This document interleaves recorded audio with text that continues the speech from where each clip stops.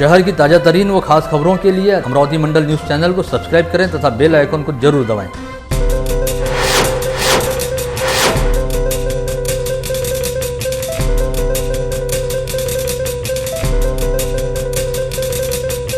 नमस्कार, दैनिक अमरावती मंडल के मंडल news bulletin में आप सभी का स्वागत है। आइए पेश करते हैं आज की कुछ खास खबरें। राज्य के मुख्यमंत्री उद्धव ठाकरे द्वारा विगत 15 सितंबर से समूचे राज्य में मेरा परिवार मेरी जिम्मेदारी अभियान शुरू करने की घोषणा की गई थी, जिसके बाद इस अभियान के तहत लोगों के घर घर जाकर उनकी स्वास्थ्य जांच करने और बीमारियों का सर्वेक्षण करने का काम बड़े जोर शोर से शुरू हुआ था। लेकिन पता चला है कि अमरावती मनपा क्षेत्र में महज 5 दिनों के भीतर ही यह अभियान पूरी तरह से टाँटाफिस हो गया है और विगत 20 सितंबर से मनपा क्षेत्र के 13 में से करीब 8 सेंटरों पर स्वास्थ्य सर्वेक्षण व स्वास्थ्य जाँच का कोई काम नहीं हो रहा है। इस बारे में पता चला है कि अमरावती मनपा अंतर्गत कुल 252 आशा वर्कर कार्यरत हैं, जिसमें से इस समय केवल 100 आशा वर्कर ही काम पर उपस्थित हैं और शेष 152 आशा वर्कर मानधन वृद्धि सहित अपनी कई प्रलंबित मांगों को लेकर लंबे समय से हड़ताल पर हैं। ऐसे में कोई पर्यायी व्यवस्था नहीं रहने के चलते मनपा क्षेत्र में मेरा परिवार मेरी जिम्मेदारी अभियान लगभग पूरी तरह से ठप पड़ा हुआ है। अमरावती मनपा क्षेत्र में मेरा परिवार मेरी जिम्मेदारी अभियान के लिए कुल 13 सेंटर बनाए गए थे और हर सेंटर पर 20-20 आशा सेविकाओं की नियुक्ति की गई थी। इसके तहत हर एक आशा वर्कर पर 3-3 हज़ार लोगों के स्वास्थ्य जांच एवं बीमारियों का सर्वेक्षण करने का जिम्मा सौंपा गया था। लेकिन विगत 20 सितंबर से अमरावती मनपा क्षेत्र के 8 सेंटरों पर किसी तरह का कोई काम नहीं हो रहा और इन सेंटरों के अंतर्गत आने वाले रिहायशी इलाकों में स्वास्थ्य सर्वेक्षण का काम पूरी तरह से ठप पड़ा हुआ है। ऐसे में शहर के हजारों नागरिकों तक मेरा परिवार मेरी जिम्मेदारी अभियान की अब तक पहुँच ही नहीं बन पाई है। इन दिनों अमरावती मनपा क्षेत्र में कोरोना संक्रमण की रफ्तार काफ़ी कम हो गई है। साथ ही कोरोना संक्रमण की वजह से होने वाली मौतों के मामले भी घट रहे हैं। यह अपने आप में एक राहत वाली खबर है।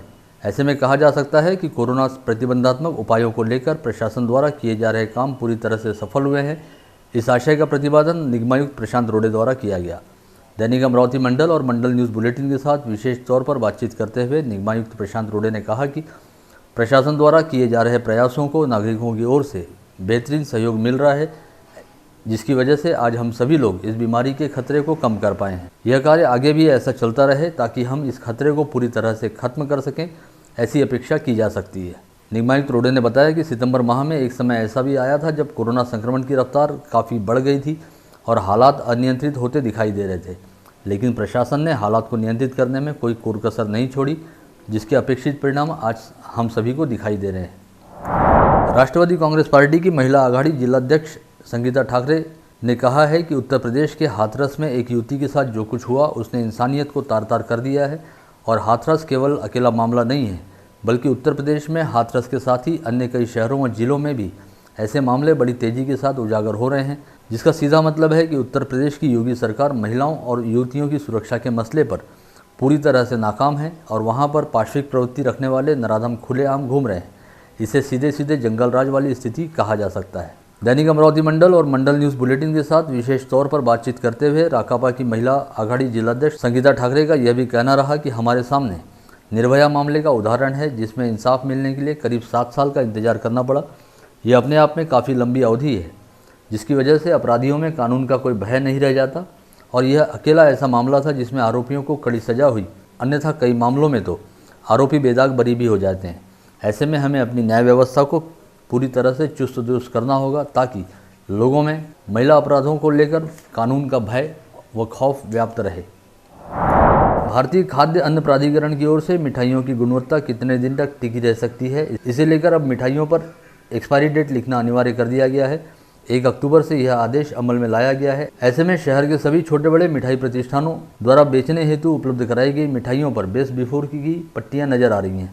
हालांकि कुछ विक्रेता ऐसे भी हैं जिन्हें इस गाइडलाइन के बारे में पूरी तरह से जानकारी नहीं है, लेकिन इसके बावजूद वे अपनी दुकानों में बनने वाली मिठाइयों पर एक्सपायरी डेट की पट्टियां लगाने की जद्दोजहद करते नजर आ रहे हैं। ब्रिटिश काल के समय अमरावती जिले के अचलपुर से पड़ोसी जिले यवतमाल के बीच नैरोगेज रेल सेवा शुरू की गई थी, जिस पर चलने वाली रेलगाड़ी को शकुंतला एक्सप्रेस कहा जाता था। लेकिन आज़ादी पश्चात के वर्षों में समुचित रखरखाव एवं राजनीतिक इच्छा शक्ति का अभाव रहने के चलते यह ट्रेन अब कालबाह्य हो गई है तथा विगत अनेक महीनों से शकुंतला ट्रेन सेवा बंद पड़ी है। ऐसे में अमरावती जिले की सांसद नवनीत राणा ने अचलपुर से यवतमाल के बीच इस रेल लाइन पर स्थित कई गाँवों को यातायात का सस्ता व सुलभ साधन उपलब्ध कराने हेतु शकुंतला ट्रेन को दोबारा शुरू करने की मांग संसद में केंद्रीय रेल मंत्री पीयूष गोयल के सामने उठाई है। ऐसे में अब एक बार फिर ब्रिटिशकालीन शकुंतला ट्रेन के पटरी पर दौड़ने की आस जागती दिखाई दे रही है। बता दें कि मूर्तिजापुर से होकर गुजरने वाली इस ट्रेन को यथावत शुरू रखने के लिए मूर्तिजापुर के तत्कालीन नगराध्यक्ष नानक राम नेबनानी विगत अनेक वर्षों से लगातार प्रयास कर रहे हैं। सांसद नवनीत राणा द्वारा संसद में शकुंतला ट्रेन का मसला उठाए जाने की जानकारी से अवगत होते ही मूर्तिजापुर के पूर्व नगराध्यक्ष नानक राम नेबनानी ने सांसद नवनीत राणा के प्रति आभार जताते हुए उनका पुष्पगुच्छ देकर सत्कार किया। राज्य की महिला व बाल विकास मंत्री तथा जिला पालक मंत्री यशोमती ठाकुर के हाथों दरियापुर नगर परिषद की नई इमारत, सार्वजनिक निर्माण कार्य विभाग के विभागीय व उपविभागीय कार्यालय तथा जिला परिषद के विस्तारित इमारत का उद्घाटन किया गया। इस समय अपने विचार व्यक्त करते हुए पालक मंत्री यशोमती ठाकुर ने कहा कि मौलिक सुविधाओं के ज़्यादा से ज़्यादा कार्य पूर्ण कर विकास कामों को गति देने का प्रयास महाविकास आघाड़ी सरकार द्वारा किया जा रहा है। इसी श्रृंखला में दरियापुर शहर में नगर पालिका इमारत सहित अन्य इमारतों के कार्य किए जा रहे हैं। इस अवसर पर शिक्षा व कामगार राज्य मंत्री बच्चू कडू, क्षेत्र के विधायक बलवंत वानखड़े, जिला परिषद अध्यक्ष बबलू देशमुख, उपाध्यक्ष विठ्ठलराव चव्हाण तथा नगराध्यक्ष नलिनी भारसाखले सहित काही पदाधिकारी व अधिकारी उपस्थित थे। पण ह्या कोविडच्या काळामध्ये तुम्ही सर्वांनी आपली आपली स्वतःची काळजी घेतली पाहिजे, जपलं पाहिजे। मास्क लावा, अंतर ठेवा, हात धुवा, घाबरू नका, पण जपून राहावा, एवढं या ठिकाणी प्रांजळपणे सांगते। दर्यापूरला एक वेगळा इतिहास आहे, त्या इतिहासाच्या अनुषंगानं आपण त्याला शोभेशे त्या अनुषंगानं आपण आपली सर्वजण या इमारतीची उपयोग घ्याल, त्याचा दुरुपयोग कमीत कमी होईल आणि उपयोग सर्वात जास्त होईल असं या ठिकाणी तुम्हा सर्वांकडनं अपेक्षा करते। स्थानीय कृषि उपज मंडी के पुराना कॉटन मार्केट परिसर में बाजार समिति की जगह पर बनाए गए मार्केट में कई दुकानदारों ने गैरकानूनी तरीके से किया हुआ अतिक्रमण नहीं हटाने वाले दुकानदारों पर आज बाजार समिति के पदाधिकारियों व अधिकारियों के नेतृत्व में तोड़ू कार्रवाई की गई। पुराना कॉटन मार्केट परिसर में कुछ वर्षों पूर्व मार्केट बनवाया गया था। बाजार समिति अंतर्गत आने वाले इस मार्केट की दुकानें व्यापारियों को आवंटित की गई थी, लेकिन इस मार्केट में कई दुकानदारों ने निर्धारित जगह से ज़्यादा जगह पर अतिक्रमण करते हुए स्थायी व अस्थायी शेड बना लिए थे। इस संदर्भ में बाजार समिति प्रशासन ने लिखित तौर पर अतिक्रमण हटाने का पत्र इन दुकानदारों को दिया था, जिसमें से कुछ लोगों ने तो खुद होकर अपना अतिक्रमण हटा लिया, लेकिन करीब 20-25 दुकानदारों ने बाजार समिति द्वारा जारी की गई नोटिस को दरकिनार रखते हुए अतिक्रमण को कायम रखा, जिस पर आज बाजार समिति की ओर से बुलडोजर चलवा दिया गया। अमरावती जिला अर्बन कोऑपरेटिव बैंक एसोसिएशन के नवनिर्वाचित अध्यक्ष राजेंद्र महल्ले ने कहा कि सहकार क्षेत्र के साथ ही रिजर्व बैंक ऑफ इंडिया की देखरेख में काम करने वाले अर्बन कोऑपरेटिव बैंकों की अपनी कई समस्याएं होती हैं और कई कड़े प्रतिबंधों के तहत काम करना काफ़ी मुश्किल होता है। ऐसे में महाराष्ट्र अर्बन कोऑपरेटिव बैंक एसो से संलग्नित जिला अर्बन कोऑपरेटिव बैंक एसो के जरिए अमरावती जिले की सभी अर्बन कोऑपरेटिव बैंकों की समस्याओं और दिक्कतों को हल करने का पूरा प्रयास किया जाएगा। साथ ही अर्बन कोऑपरेटिव बैंकों में पूरे भरोसे के साथ अपने जीवन भर की जमा पूंजी का निवेश करने वाले निवेशकों के हितों की भी रक्षा की जाएगी। एसोसिएशन के अध्यक्ष निर्वाचित होने के बाद दैनिक अमरावती मंडल व मंडल न्यूज़ बुलेटिन के साथ विशेष तौर पर बातचीत करते हुए राजेंद्र महल्ले ने बताया कि इस संगठन द्वारा सभी अर्बन कोऑपरेटिव बैंकों को सरकारी नियमों व प्रतिबंधों के चलते कामकाज में होने वाली दिक्कतों को दूर करने के साथ ही ग्राहकों के निवेश को सुरक्षित रखने की ओर ध्यान दिया जाता है। प्रतिवर्ष नवरात्रोत्सव के दौरान शहर सहित जिले में जगह जगह पर सार्वजनिक दुर्गोत्सव मंडलों द्वारा दुर्गा देवी की भव्य प्रतिमाएं स्थापित की जाती हैं, जिसके लिए मूर्तिकारों द्वारा शेर पर सवार अष्टभुजाधारी दुर्गा देवी की महिषासुर मर्दन करती 8-10 फीट ऊंची मूर्तियां बनाई जाती हैं। लेकिन इस वर्ष कोरोना संक्रमण के खतरे को देखते हुए सरकार एवं प्रशासन ने जिस तरह गणेशोत्सव के दौरान सार्वजनिक मंडलों में अधिकतम 4 फीट ऊंची गणेश प्रतिमा स्थापित करने का निर्देश दिया था, ठीक उसी तरह नवरात्रोत्सव के दौरान भी सार्वजनिक दुर्गोत्सव मंडलों में अधिकतम 4 फीट ऊंची दुर्गा व शारदा प्रतिमा स्थापित करने का निर्देश दिया गया है। साथ ही सोशल डिस्टेंसिंग को लेकर भी काफ़ी कड़े दिशा निर्देश जारी किए गए हैं। ऐसे में गणेशोत्सव की तरह ही दुर्गोत्सव के समय भी कई सार्वजनिक मंडलों ने इस बार प्रतिमा प्राण प्रतिष्ठा नहीं करने का निर्णय लिया है, जिसकी वजह से गणेशोत्सव के बाद दुर्गोत्सव अच्छा जाने की प्रतीक्षा कर रहे मूर्तिकार कोरोना की वजह से लगातार दूसरी बार दोहरे आर्थिक संकट का सामना कर रहे हैं। अमरावती शहर के जिराफे मूर्तिकार, सोनसले मूर्तिकार व आजने मूर्तिकार द्वारा दुर्गा देवी की भव्य दिव्य व आकर्षक प्रतिमाएं बनाई जाती हैं, जिनकी शहर व जिले सहित कई अन्य शहरों व जिलों में भी अच्छी खासी मांग होती है। इन तीनों मूर्तिकारों द्वारा बनाई जाने वाली 8 से 10 फीट ऊंची मूर्तियों की अनुमानित कीमत करीब 25 से 30 हज़ार रुपये की रहती है। लेकिन इस बार जहां एक और कोरोना संक्रमण के खतरे को देखते हुए इन तीनों मूर्तिकारों के पास गत वर्ष की तुलना में आधे से भी कम ऑर्डर आए हैं। वहीं दूसरी ओर 4 फीट की ऊंचाई वाली मूर्तियों की कीमत बमुश्किल 8 से 10 हज़ार रुपये रखी गई है। ऐसे में जहां इस बार मूर्तिकारों के पास गत वर्ष की तुलना में ऑर्डर कम है, वहीं मूर्ति की ऊंचाई को लेकर सरकारी नियम की वजह से उन्हें इस बार कमाई भी कम होगी। इस बारे में शहर के तीनों प्रमुख मूर्तिकारों से बात करने पर उन्होंने बताया कि गणेशोत्सव के दौरान भगवान गणेश की 2 से 4 फीट ऊंची मूर्ति बनाना बेहद आसान काम था, क्योंकि भगवान गणेश की तो बाल रूप वाली प्रतिमा भी स्थापित की जा सकती है। लेकिन यह सुविधा दुर्गा प्रतिमा के साथ नहीं होती, क्योंकि दुर्गा देवी अष्टभुजाधारी रहने के साथ ही उनकी प्रतिमा के साथ शेर की प्रतिमा भी बनाना बेहद जरूरी है। ऐसे में 4 फीट ऊंची मूर्ति में पूरी संकल्पना को साकार करना और देवी प्रतिमा के साथ छोटे छोटे आकार के अलंकार बनाना बेहद मुश्किल काम है। इसमें भी भले मूर्ति छोटी बने या बड़ी, कारीगरों को उनका मेहनताना तो पूरा देना ही होता है, जिसके चलते इस बार मूर्तियों से होने वाली आवक बेहद कम रहेगी और इस बार मूर्तियों को बनाने का खर्च निकालना भी बेहद मुश्किल है। राज्य के पूर्व कृषि मंत्री तथा भाजपा किसान मोर्चा के प्रदेशाध्यक्ष डॉक्टर अनिल बोंडे ने कहा है कि प्रधानमंत्री नरेंद्र मोदी के नेतृत्व वाली केंद्र सरकार द्वारा लाए गए तीनों कृषि विधेयकों की वजह से कृषि क्षेत्र में आमूलाग्र परिवर्तन होने जा रहा है और ये तीनों विधेयक किसानों के जीवन की दशा व दिशा में सकारात्मक बदलाव लाएंगे, जिसके लिए देश के सभी किसानों की ओर से प्रधानमंत्री नरेंद्र मोदी व कृषि मंत्री नरेंद्र सिंह तोमर के प्रति आभार ज्ञापित किया जाना चाहिए। कृषि विधेयकों के संदर्भ में दैनिक अमरावती मंडल व मंडल न्यूज़ बुलेटिन के साथ विशेष तौर पर बातचीत करते हुए डॉक्टर अनिल बोंडे ने बताया कि अब तक किसानों को अपनी कृषि उपज कृषि उत्पन्न बाजार समिति में ही लाकर बेचना अनिवार्य था, लेकिन इस विधेयक की वजह से किसान अब अपनी उपज को फसल मंडी के अलावा बाहर कहीं पर भी बेचने के लिए स्वतंत्र हैं और वह केवल अपने शहर व राज्य में ही नहीं बल्कि अन्य राज्यों व अन्य देशों में भी अपना माल सीधे तौर पर बेच सकते हैं। हालांकि इसके बावजूद कृषि उत्पन्न बाजार समितियों का अस्तित्व भी बना रहेगा और किसान वहां पर भी अपना माल बेच सकेंगे। ऐसे में खुले बाजार व फसल मंडी के बीच दामों को लेकर प्रतिस्पर्धा बढ़ेगी और किसानों को अपनी फसलों के लिए अच्छे दाम मिलेंगे। इसी तरह ई ट्रेडिंग के माध्यम से जहां पर अच्छे दाम होंगे किसान वहां पर अपना माल बेच सकेगा। गत रोज स्थानीय लालखड़ी परिसर के पन्नीपुरा स्थित 3 गोदामों में छिपाकर रखे गए 174 गौवंश मवेशी अपराध शाखा व नागपुरी गेट पुलिस स्टेशन के पथक द्वारा संयुक्त रूप से कार्रवाई करते हुए बरामद किए गए थे। करीब 16 लाख रुपए मूल्य के इन जानवरों को गौवंश तस्करी व कटाई के लिए यहां पर निर्दयतापूर्वक ठूस कर गोदामों में भरा गया था, जहां उनके हिलने डुलने की जगह भी नहीं थी और उनके चारे पानी की भी कोई व्यवस्था नहीं थी। इस बात की जानकारी मिलते ही शहर पुलिस आयुक्त डॉक्टर आरती सिंह के आदेश पर की गई कार्रवाई के बाद सभी गौवंश जानवरों को बरामद कर उन्हें गौरक्षण संस्था में पोषण हेतु भिजवाया गया। साथ ही इस मामले में गौलीपुरा परिसर निवासी अतीक कुरैशी व अनीस खान साहब के खिलाफ संबंधित धाराओं के तहत अपराध दर्ज किया गया है और दोनों आरोपियों की तलाश जारी है। पता चला है कि गत रोज बरामद किए गए 174 गौवंश जानवरों में से कई जानवरों विगत कुछ दिनों से भूखे प्यासे रखे जाने के चलते हालत खराब हो गई थी और वे काफ़ी मरणासन अवस्था में पहुंच गए हैं। ऐसे में गौरक्षण में लाकर रखे गए इन जानवरों का मनपा के पशु वैद्य के अधिकारी डॉक्टर सचिन बोंद्रे की देखरेख में समुचित इलाज किया जा रहा है।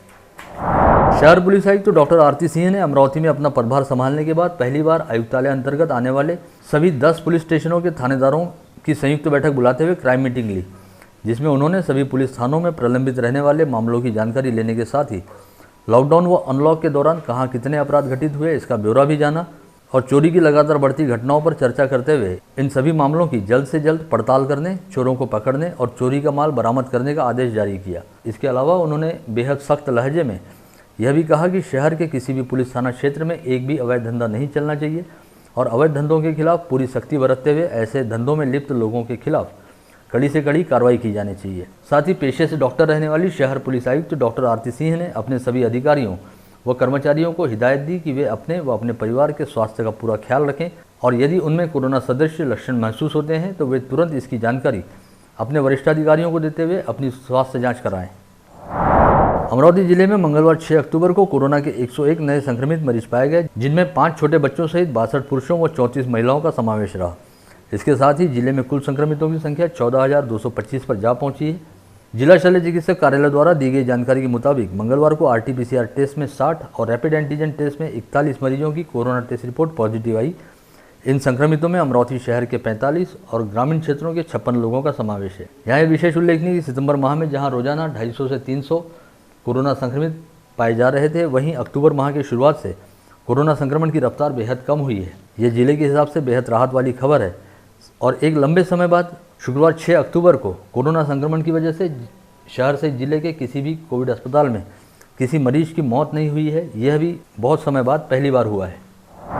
कोरोना संकट की वजह से रद्द हुई ग्रीष्मकालीन परीक्षाएं आगामी 12 अक्टूबर से शुरू होने जा रही हैं। जिसमें संत गाड़गे बाबा अमरावती विद्यापीठ के करीब 1 लाख विद्यार्थी ऑनलाइन पद्धति से परीक्षा देंगे। वहीं मात्र 8,000 विद्यार्थी परीक्षा केंद्रों पर उपस्थित रहकर ऑनलाइन परीक्षा देने वाले हैं। इस परीक्षा को लेकर विद्यार्थियों एवं उनके अभिभावकों के तमाम संभ्रम दूर करने और उन्हें आवश्यक जानकारी देने हेतु आयोजित किए गए वेबिनार में कुलगुरु डॉक्टर मुरलीधर चांदेकर तथा परीक्षा व मूल्यांकन मंडल के संचालक डॉक्टर हेमंत देशमुख ने उपरोक्त जानकारी दी है। मुर्शी तहसील के इंदापुर स्थित चारगढ़ नदी में एक व्यक्ति की डूब जाने की सूचना मिलने के बाद जिला आपातकालीन विभाग की रेस्क्यू टीम ने खोज अभियान शुरू किया और 2 दिन की कड़ी मेहनत के बाद आखिरकार रेस्क्यू टीम ने मंगलवार की सुबह 9:30 बजे इंदापुर निम्बा निवासी सुधीर विठल खंडारी की लाश को नदी से बाहर निकालने में सफलता पाई। पुलिस ने घटनास्थल का पंचनामा कर लाश को पोस्टमार्टम के लिए रवाना करवाया है। चांदूर बाजार के कपड़ा व्यापारी भरत काशीनाथ अप्पा संगेकर ने जियो सिम में रिचार्ज कराया और बैलेंस नहीं आने के कारण कस्टमर केयर से संपर्क साधा। दूसरी ओर से अज्ञात व्यक्ति ने एनीडेस्क नामक ऐप डाउनलोड करने का बताकर एटीएम कार्ड का नंबर हासिल किया और ऑनलाइन तरीके से उनके बैंक खाते से 49,999 रुपये निकालकर उनके साथ धोखाधड़ी की। इस मामले की शिकायत पर ग्रामीण साइबर सेल पुलिस ने अपराध दर्ज करते हुए आरोपी की तलाश शुरू की है। गाड़गेनगर पुलिस थाना क्षेत्र के निदा हाई स्कूल चौक के पास महेंद्र कॉलोनी निवासी गिरधर प्रेमराज खंडारे अपने नाना के घर जा रहा था। इस समय जमजम नगर निवासी मोहम्मद इशाक, मोहम्मद मुश्ताक व साहिल बेग ने मास्क पहनने का बहाना बनाते हुए रोका और आंखों में मिर्च पाउडर डालकर मोटरसाइकिल छीनते हुए भाग गए। पुलिस ने दोनों आरोपियों के खिलाफ अपराध दर्ज करते हुए उनकी तलाश शुरू की है। उत्तर प्रदेश के हाथरस में घटित घटना के विरोध में भारतीय जनता पार्टी की महिला कार्यकर्ताओं ने गत रोज राजकमल चौराहे पर निषेध करते हुए आंदोलन किया। इस आंदोलन के जरिए कोरोना प्रतिबंधात्मक नियमों का उल्लंघन होने को लेकर सिटी कोतवाली पुलिस ने 30 महिला कार्यकर्ताओं के खिलाफ विभिन्न धाराओं के तहत अपराध दर्ज करते हुए कार्रवाई शुरू की है। कोल्हापुरी गेट पुलिस थाना क्षेत्र के भातकुली लोनटेक परिसर स्थित बारलिंगे के वाड़ी में कुएं में मलकापुर निवासी राजेश नामदेवराव धुर्वे की लाश बरामद हुई। बताया गया है कि राजेश पिछले 2 दिनों से लापता था। पुलिस ने दमकल विभाग की सहायता से राजेश की लाश को कुएं से बाहर निकालकर घटनास्थल का पंचनामा करते हुए लाश को पोस्टमार्टम के लिए रवाना किया। सिटी कोतवाली पुलिस थाना क्षेत्र के रेलवे स्टेशन चौक से एसटी बस स्टैंड मार्ग स्थित उस्मानिया मस्जिद के सामने एक्टिवा मोपेड वाहन को टाटा एस मालवाहक वाहन का मामूली धक्का लगने पर हुए विवाद में एक्टिवा चालक विलास भगत ने टाटा एस वाहन चालक वसीम शाह कदीर शाह की भरे चौराहे पर पिटाई की। यह घटना मंगलवार की दोपहर 12:30 के आसपास घटित हुई, जिसकी वजह से इस परिसर में काफ़ी देर तक तनाव की स्थिति निर्माण हुई। पुलिस ने दोनों पक्षों की शिकायत पर मामला दर्ज करते हुए आगे की कार्रवाई शुरू की है। मोटरसाइकिल को कार की टक्कर लग जाने को लेकर हुए विवाद पर कंवरनगर परिसर निवासी कार चालक गौतम राजेश सेवानी ने अंबिका विहार रविनगर निवासी राहुल अरुण ठाकरे पर चाकू से हमला कर उसे घायल कर दिया। यह घटना कोल्हापुरी गेट पुलिस थाना क्षेत्र के अंबा गेट परिसर स्थित अंबिका हेयर सलून के पास घटित हुई। पुलिस आरोपी की तलाश कर रही है।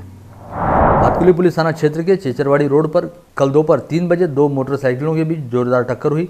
इस दुर्घटना में बुदागढ़ परिसर निवासी अजय ज्ञानेश्वर खरचान की इलाज के दौरान मौत हो गई। पुलिस ने अज्ञात मोटरसाइकिल चालक के खिलाफ अपराध दर्ज करते हुए आगे की कार्रवाई शुरू की है। शिराजगांव परतवाड़ा मार्ग पर मोटरसाइकिल के हादसे में पुलिस कर्मचारी की घटनास्थल पर मौत हो गई। यह घटना सोमवार की शाम 7:30 बजे के आसपास घटित हुई। घटना की खबर मिलते ही पुलिस ने घटनास्थल का पंचनामा कर लाश को पोस्टमार्टम के लिए रवाना करवाया। सड़क हादसे में मारे जाने वाले पुलिस कांस्टेबल का नाम सुने बताया गया है और वह शिराजगांव पुलिस थाने में कार्यरत थे। पुलिस कांस्टेबल सुने शिराजगांव परतवाड़ा की ओर आ रहे थे। इसी दौरान किसी अज्ञात वाहन ने उनकी मोटरसाइकिल की जोरदार टक्कर मारी। यह टक्कर इतनी भीषण थी कि सुने सीधे सिर के बल पर सड़क पर जा गिरे और सिर और पैर पर गहरी चोट लगने के कारण सुने की घटनास्थल पर ही मौत हो गई। सिटी कोतवाली पुलिस थाना क्षेत्र अंतर्गत आने वाले चौधरी चौक स्थित चंदीराम नामक सूखा मेवा फर्म में पिछले दिनों अज्ञात व्यक्ति ने सेंधमारी करते हुए लाखों रुपए के सूखे मेवे पर हाथ साफ कर दिया था। इस मामले में चंदीराम फर्म के संचालक द्वारा सिटी कोतवाली पुलिस थाने में शिकायत दर्ज कराई गई थी। कोतवाली की डीबी टीम ने एक आरोपी को गिरफ्तार कर उसकी निशानदेही पर लगभग 4 लाख रुपए का माल जब्त किया है। इस मामले में आरोपियों की संख्या बढ़ सकती है। फिलहाल सिटी कोतवाली पुलिस इस मामले की और अधिक जाँच में लगी हुई है। इसी के साथ आज का बुलेटिन यहीं समाप्त होता है। कल दोबारा आप सभी से मुलाकात होगी ऐसे ही कुछ खास खबरों को लेकर। तब तक के लिए नमस्कार।